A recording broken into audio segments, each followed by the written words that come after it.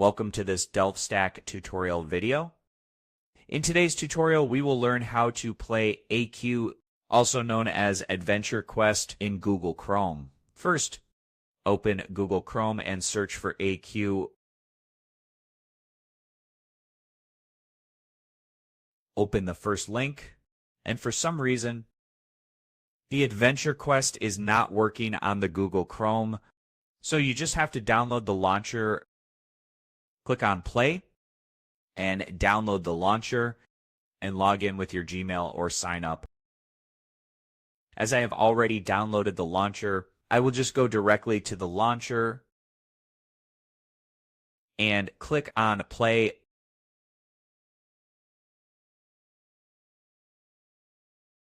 Log in with your credentials.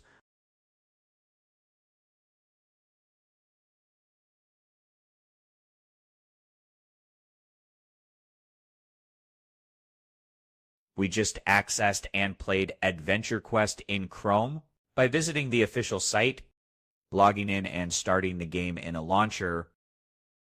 Thanks for watching, and don't forget to check out the next DelfStack tutorial video.